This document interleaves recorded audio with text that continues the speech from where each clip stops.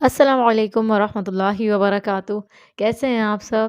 الحمدللہ، آج ہم پارہ نمبر 15 شروع کریں گے۔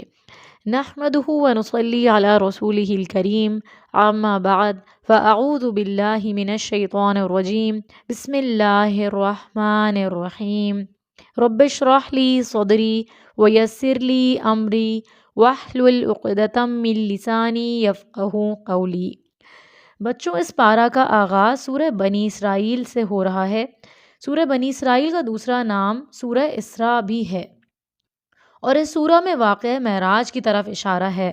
ہجرت سے 1 سال قبل نبی کریم صلی اللہ علیہ وسلم کو ایک رات میں مسجد حرام سے مسجد اقصیٰ یعنی مکہ سے فلسطین اور پھر وہاں سے 7 آسمانوں تک کا سفر کرایا گیا۔ یہ سفر خواب نہیں تھا بلکہ حقیقت تھا، جسمانی طور پر تھا۔ آئیے اس سورہ کی آیت نمبر 1 سنتے ہیں۔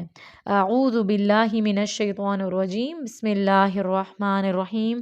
سبحان الذی اسری بعبدہ لیلا من المسجد الحرام الی المسجد الاقصی الذی بارکنا حولہ لنریہ من آیاتنا انہ هو السمیع البصیر۔ پاک ہے وہ ذات جس نے ایک رات اپنے بندے کو مسجد الحرام سے لے کر مسجد اقصیٰ تک سیر کرائی، جس کے ماحول کو ہم نے برکت دے رکھی ہے، اور اس سے غرض یہ تھی کہ ہم اپنے بندے کو اپنی بعض نشانیاں دکھائیں۔ بلا شبہ وہ سننے والا اور دیکھنے والا ہے۔ حضرت جبرائیل علیہ السلام ایک سواری لے کر آئے تھے جس کا نام براق تھا۔ مسجد حرام سے مسجد اقصیٰ کا سفر زمینی سفر تھا۔ اس سفر کو اسراء کہتے ہیں۔ اللہ سبحانہ و تعالیٰ نے نبی کریم صلی اللہ علیہ وسلم کو مسجد اقصیٰ میں اپنی قدرت کے چند عجائبات کا مشاہدہ کرایا۔ پھر نبی کریم صلی اللہ علیہ وسلم کو مسجد اقصیٰ سے اوپر 7 آسمانوں پر لے جایا گیا۔ اس سفر کو معراج کہتے ہیں۔ اسراء اور معراج کا سفر ایک ہی رات میں ہوا۔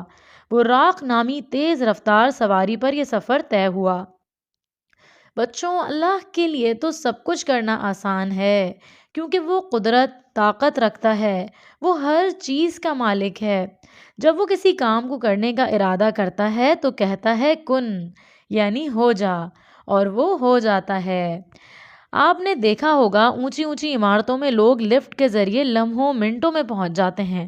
اسی طرح جہاز کے ذریعے دور دور جانا کتنا آسان ہو گیا ہے۔ تو اللہ سب کچھ کرنے پر قادر ہے۔ معراج کے سفر میں نبی کریم صلی اللہ علیہ وسلم کو جنت اور جہنم کی مختلف نشانیاں دکھائی گئیں۔ وہاں آپ صلی اللہ علیہ وسلم کی تمام انبیاء سے بھی ملاقات ہوئی۔ حضرت ابراہیم علیہ السلام نے نبی کریم صلی اللہ علیہ وسلم سے کہا، اے محمد صلی اللہ علیہ وسلم، اپنی امت کو میری طرف سے سلام پیش کرنا اور انہیں بتانا کہ جنت کی مٹی پاکیزہ ہے اور عمدہ ہے، اس کا پانی میٹھا ہے اور وہ ایک چٹیل میدان ہے، اور سبحان اللہ والحمد للہ ولا الہ الا اللہ واللہ اکبر کہنا وہاں درخت لگانا ہے۔ اس لیے بچوں، جو چاہتا ہے کہ اس کی جنت ہری بھری ہو جائے تو وہ اس ذکر کو زیادہ سے زیادہ پڑھے۔ تو بچوں، آپ اپنا ہاتھ کھڑا کر کے بتائیں کہ کون کون آج سے یہ تسبیحات پڑھے گا اور اپنے لیے جنت میں درخت لگائے گا۔ اللہ تعالیٰ ہم سب کے لیے آسانیاں کرے۔ معراج کے سفر میں نبی کریم صلی اللہ علیہ وسلم کو یہ تحفے ملے: 5 نمازیں یعنی فجر سے عشاء تک، اور سورۃ البقرہ کی آخری 2 آیات آمن الرسول سے جو شروع ہوتی ہیں اور آخر تک، اور گناہوں کی بخشش کا اعلان، یعنی نبی کریم صلی اللہ علیہ وسلم کی امت میں سے ہر ایسے آدمی کو بخش دیا جائے گا جو اللہ کے ساتھ کسی کو شریک نہیں کرے گا اور کبیرہ گناہوں سے بچے گا۔ اللہ تعالی ہم سب کو محفوظ رکھے۔ آگے آیا 13 سے 15 میں انسان کے اعمال نامے کا ذکر آ رہا ہے۔ آئیے اس کا ترجمہ سنتے ہیں۔ ترجمہ: ہر انسان کا عمل ہم نے اس کے گلے میں لٹکا رکھا ہے، جسے ہم قیامت کے دن ایک کتاب کی صورت میں نکالیں گے، اور وہ اس کتاب کو کھلی ہوئی دیکھے گا۔ ہم اسے کہیں گے، اپنا اعمال نامہ پڑھ لے، آج تو خود ہی اپنا حساب کرنے کو کافی ہے۔ جس شخص نے ہدایت قبول کی اس کا فائدہ اسی کو ہے، اور جو گمراہ ہوا اس کا بوجھ اسی پر ہے۔ کوئی گناہ کا بوجھ اٹھانے والا دوسرے کا بوجھ نہیں اٹھائے گا۔ تو بچوں ذرا سوچئے، ہم جو کچھ کرتے ہیں سب کے سامنے یا چھپ کر، کیا ہم اس قابل ہیں کہ قیامت کے دن دوسروں کو اپنا اعمال نامہ دکھا سکیں؟ جو باتیں، جو چیزیں، جو غلط کام ہم آج دوسروں کو نہیں دکھا سکتے تو وہ کل قیامت کے دن کیسے دکھائیں گے؟ آج ہم اپنے میسیجز ڈیلیٹ کر سکتے ہیں، تو کیا اپنے اعمال نامے سے وہ کام یا وہ باتیں ڈیلیٹ کر سکتے ہیں؟ آج فون میں یا کمپیوٹر میں پاس ورڈ رکھتے ہیں، لیکن کل قیامت کے دن تو سب پاس ورڈز کھل جائیں گے، ساری چھپی ہوئی باتیں کھل جائیں گی، سارے کام سب کو دکھ جائیں گے۔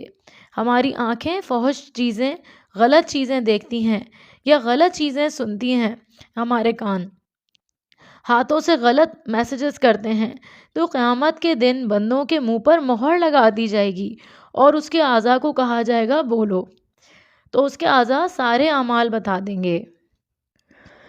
آگے آیت 22 سے آگے 10 سے 12 احکامات آ رہے ہیں۔ شرک سے منع کیا گیا ہے، والدین کے ساتھ احسان کرنے کی بھی بات آ رہی ہے۔ آیت نمبر 23 میں ہے ترجمہ: آپ کے پروردگار نے فیصلہ کر دیا ہے کہ تم اس کے علاوہ کسی کی عبادت نہ کرو اور والدین کے ساتھ بہتر سلوک کرو۔ اگر ان میں سے کوئی ایک یا دونوں تمہارے سامنے بڑھاپے کی عمر کو پہنچ جائیں تو انہیں اف تک نہ کہو، نہ ہی ان کو جھڑکو، نہ اور ان سے بات کرو تو ادب سے کرو۔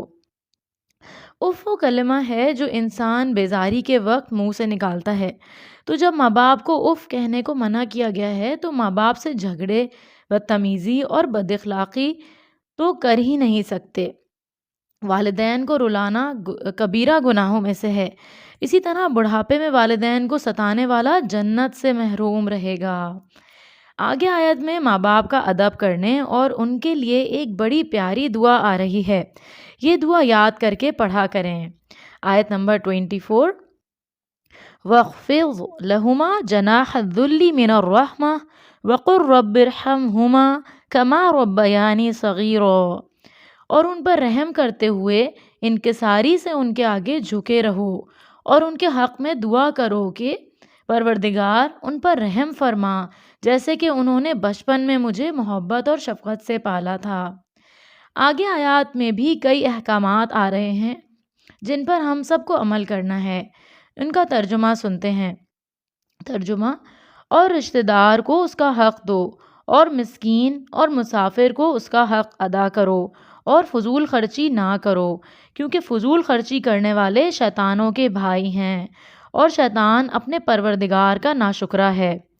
اور اگر تم ان رشتہ داروں، مسکینوں اور مسافروں سے اس بنا پر اعراض کرو کہ ابھی تمہارے پاس انہیں دینے کو کچھ نہیں، لیکن تم اپنے پروردگار کی رحمت سے ایسی توقع ضرور رکھتے ہو اور اس کی تلاش میں ہو، تو انہیں نرمی سے جواب دے دو۔ اور آخر میں بتایا گیا ہے کہ خرچ کرتے وقت نہ تو کنجوسی کرو اور نہ بہت زیادہ خرچ کرو کہ اپنی ضرورت کے لیے کچھ بھی نہیں رہے اور انسان تکلیف میں پڑ جائے۔ آگے آیت 62 میں شیطان کی باتیں آ رہی ہیں، اس کے حملے بتائے گئے ہیں کہ وہ بچوں کو بھی اپنے راستے پر چلائے گا، اور وہ یہ کام پیدائش کے دن سے شروع کر دیتا ہے۔ وہ بچوں سے غلط کام کرواتا ہے، گھروں میں لڑائی جھگڑے کرواتا ہے، ایک کی بات ادھر اور دوسرے کی بات ادھر کروا کر معصوم بچوں کو اپنے ساتھی بنا لیتا ہے۔ وہ ہمارے بچوں کو غلط راستے پر لگانا چاہتا ہے، گانے بجانے کی طرف لے جانا چاہتا ہے، مال کو غلط کاموں میں لگواتا ہے اور فضول خرچہ کر کے مال کو ضائع کروانا چاہتا ہے، غلط خیالات ذہن کے اندر ڈالتا ہے۔ تو بچوں، ہمیں شیطان کی اتنی صاف صاف باتیں قرآن میں بتا دی گئی ہیں، تو ہمیں اس سے بچنے کے لیے اللہ سے دعا کرنی چاہیے۔ آگے آیت نمبر 78 میں 5 نمازوں اور فجر کے وقت فرشتوں کی حاضری کا ذکر آ رہا ہے۔ اقیم الصلاۃ لدلوک الشمس الی غسق اللیل وقرآن الفجر ان قرآن الفجر کان مشہودا۔ ترجمہ: آپ زوال آفتاب سے لے کر رات کے اندھیرے تک نماز قائم کیجیے اور فجر کے وقت قرآن پڑھنے کا التزام کیجیے، کیونکہ فجر کے وقت قرآن پڑھنا مشہود ہوتا ہے، یعنی اسپیشلی حاضر کیا جاتا ہے فجر کے بعد جو ہم قرآن پڑھتے ہیں اس کو۔ تو انشاءاللہ اس عادت کو آپ سب نے اب پکا کر لینا ہے۔ آگے آیت 85 میں روح کا ذکر آ رہا ہے۔ یہودیوں نے نبی کریم صلی اللہ علیہ وسلم سے روح کے متعلق سوال پوچھا کہ یہ روح ہمارے اندر کہاں سے آ گئی؟ آپ صلی اللہ علیہ وسلم نے کہا وَيَسْأَلُونَكَ عَنِ الرُّوحِ قُلِ الرُّوحُ مِنْ أَمْرِ رَبِّي وَمَا أُوتِيتُم مِنَ الْعِلْمِ إِلَّا قَلِيلًا، یعنی اس کا ترجمہ ہے لوگ آپ سے روح کے متعلق پوچھتے ہیں، آپ ان سے کہیے کہ روح میرے پروردگار کا حکم ہے اور تمہیں تو بس تھوڑا سا علم دیا گیا ہے۔ یعنی یہ اللہ سبحانہ وتعالیٰ نے فرمایا کہ لوگ آپ سے جب روح کے بارے میں پوچھتے ہیں تو آپ ان کو یہ بتائیے کہ روح تو اللہ کا حکم ہے، اللہ کے حکم سے آتی ہے، اللہ کے حکم سے چلی جاتی ہے، بس اتنا جان لو کہ یہ تمہارے اندر اللہ کے ہی حکم سے آتی ہے، اور آتی ہے تو زندگی لاتی ہے، جاتی ہے تو زندگی ختم ہو جاتی ہے۔ اب سورۃ الکہف شروع ہو رہی ہے۔ سورۃ الکہف، بسم اللہ الرحمن الرحیم۔ کہف کے معنی ایک بڑے غار کے ہیں۔ اس سورہ میں 4 واقعات آئیں گے۔ سورہ کہف کی فضیلت میں یہ بات آتی ہے کہ جو شخص اس کے شروع کی 10 آیات یاد کرے گا وہ دجال کے فتنے سے محفوظ رہے گا۔ ایک اور فضیلت یہ بھی ہے کہ جو شخص سورۃ الکہف کو جمعے کے دن پڑھتا ہے تو 2 جمعوں کے درمیان اس کے لیے نور بن جاتی ہے۔ پہلا واقعہ، اصحاب کہف کا قصہ۔ یہ چند نوجوان تھے جو ایمان لے آئے تھے جبکہ اس وقت کا بادشاہ اور سب لوگ شرک پر تھے اور شرک کی ہی طرف بلاتے تھے۔ ان نوجوانوں نے اپنا ایمان بچانے کے لیے اپنا گھر بار اور آسائشوں کو چھوڑا تو اللہ سبحانہ وتعالیٰ نے ان کو دشمنوں کے شر سے بچایا۔ بچوں، ہمیں یہ بات معلوم ہو رہی ہے کہ اگر کسی جگہ انسان کا دین ایمان خطرے میں ہو تو اسے وہاں سے نکل جانا چاہیے۔ وہ لوگ ایک غار میں جا کر چھپ گئے۔ اللہ نے ان کی حفاظت فرما کر اسی غار میں ان سب نوجوانوں کو 309 ایئرز تک سلا دیا، یعنی 309 سال تک وہ سب سوتے رہے۔ وہ لوگ کروٹیں بھی بدلتے رہتے تھے۔ سورج کو حکم دیا کہ ان پر روشنی نہ آئے۔ غار کے دہانے یعنی غار کے راستے پر کتے کو بٹھا دیا۔ یہ ساری غیبی مدد تھی اور یہ ان کو ملی اللہ تعالیٰ کے حکم سے، اور اس دعا کا نتیجہ تھی جو انہوں نے غار میں آنے سے پہلے مانگی تھی۔ وہ دعا یہ تھی، آئیے ہم سب اس دعا کو مل کر پڑھتے ہیں جو آیت نمبر 10 میں آ رہی ہے۔ بسم اللہ الرحمن الرحیم، ربنا آتنا من لدنک رحمہ وہیئ لنا من امرنا رشدا۔ ترجمہ، اے ہمارے پروردگار، اپنی جناب سے ہمیں رحمت عطا فرما اور اس معاملے میں ہماری رہنمائی فرما۔ جب وہ اتنے سالوں بعد زندہ ہوئے اور غار سے واپس باہر آئے تو وہاں کے لوگ عیسائی ہو چکے تھے۔ وہ ان سب کو پہچان گئے اور توحید پرست بادشاہ کے دربار میں پیش کیا تو وہ لوگوں کی نظر میں انتہائی محترم تھے۔ غار والوں کے واقعے میں ہمارے لیے یہ سبق ہے، ایمان کو بچانا اہم ہے، اور جب انسان سچی نیت کے ساتھ کام کرتا ہے تو اللہ اس کے لیے راستے بھی بنا دیتا ہے۔ سورۃ الکہف کی آیت 19 میں ایک لفظ ہے وَلْيَتَلَطَّفْ، یہاں نصف قرآن ہو گیا ہے الحمدللہ، اور وَلْيَتَلَطَّفْ کا مطلب ہے نرمی سے بات کرنا۔ تو ہمیں اپنے لیے نرمی کی دعا مانگنی ہے اللہ سبحانہ وتعالیٰ سے، کیونکہ آپ صلی اللہ علیہ وسلم نے فرمایا کہ جس کو نرمی عطا کی گئی تو اس کو خیر سے نوازا گیا، اور جو نرمی سے محروم کر دیا گیا تو گویا وہ ہر خیر سے محروم کر دیا گیا۔ یہاں دوسرا واقعہ آ رہا ہے، اور دوسرا واقعہ ہے اللہ نے ایک شخص کو 2 باغ اور دنیاوی نعمتیں عطا کی تھیں۔ اس کے پڑوسی نے اس کو سمجھایا کہ اللہ کو نہیں بھولو اور اپنے باغ کو دیکھو کہ ماشاءاللہ لا قوت الا باللہ کہو اس کو دیکھ کر۔ اس نے شکر گزار ہونے کے بجائے غرور و تکبر کیا۔ تو ایک آفت نے اس کا سارا باغ تباہ و برباد کر دیا۔ پھر وہ شرمندہ ہوا اور اللہ تعالیٰ کی طرف رجوع کیا۔ تو بچوں، ہمیں یہ سبق ملا کہ نعمت پا کر اللہ سبحانہ و تعالیٰ کا شکر ادا کرنا ہے، اور جو بھی نعمت ملے تو یہ نہیں کہنا کہ یہ میری محنت کی وجہ سے مجھے ملی، بلکہ اللہ سبحانہ و تعالیٰ نے دی ہے، اس کا شکر ادا کرنا ہے، اور نعمتوں کو پا کر ماشاء اللہ لا قوت الا باللہ کہنا ہے۔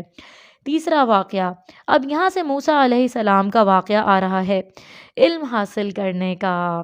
بنی اسرائیل کے ایک شخص نے موسیٰ علیہ السلام سے پوچھا، کیا آپ سے بھی بڑا کوئی عالم ہے؟ تو انہوں نے کہا، میں نہیں جانتا، یعنی میں اپنے آپ کو بڑا سمجھتا ہوں کیونکہ مجھے اپنے سے بڑا کوئی نہیں پتا۔ تو اس پر اللہ سبحانہ و تعالیٰ نے ان سے کہا کہ وہ ایسے بندے سے ملیں جو ان سے زیادہ علم جانتا تھا۔ اللہ تعالیٰ نے مزید علم کے لیے سفر پر روانہ کر دیا۔ تو بچوں، یاد رکھیں، جو شخص علم کے راستے پر چلتا ہے، اللہ اس کے لیے جنت کا راستہ آسان کر دیتے ہیں۔ اور جو انسان جتنا بھی علم حاصل کر لے، اس کو اپنے آپ کو مزید اور علم حاصل کرنے کی طرف لگانا ہے، محنت کرنی ہے، اور اللہ تعالیٰ سے دعا کرنی ہے، اور اپنے آپ کو مزید اپڈیٹ کرتے رہنا ہے۔ اور مخصوص جگہ پر حضرت خضر علیہ السلام سے ملاقات ہوئی، تو انہوں نے علم حاصل کرنے کے لیے حضرت موسیٰ علیہ السلام کو صبر کرنے کا کہا۔ یعنی وہ بندے کون تھے جن سے ملنے کا اللہ تعالیٰ نے موسیٰ علیہ السلام کو کہا؟ حضرت خضر علیہ السلام۔ تو مخصوص جگہ ان سے ملاقات ہوئی، تو انہوں نے حضرت موسیٰ علیہ السلام کو صبر کرنے کا کہا اور پھر اپنے ساتھ چلنے کی اجازت دی۔ انہوں نے راستے میں کشتی میں سوراخ کر دیا اور پھر آگے ایک لڑکے کو قتل کر دیا۔ تو حضرت موسیٰ علیہ السلام صبر نہ کر سکے اور ان سے یہ سوال پوچھ بیٹھے کہ آپ نے ایسا کیوں کیا؟ حضرت خضر علیہ السلام نے کہا کہ میں نے نہ کہا تھا کہ تم صبر نہیں کر سکو گے؟ یہاں طالب علم کے لیے یہ باتیں سیکھنا ضروری ہے کہ علم حاصل کرنے کے لیے صبر بہت ضروری ہے۔ بڑے منزلیں اور طے کرنے کے لیے زیادہ صبر کرنا پڑتا ہے۔ جتنی بڑی منزلیں آپ نے طے کرنا ہے، اتنے زیادہ صبر کی ضرورت ہوگی۔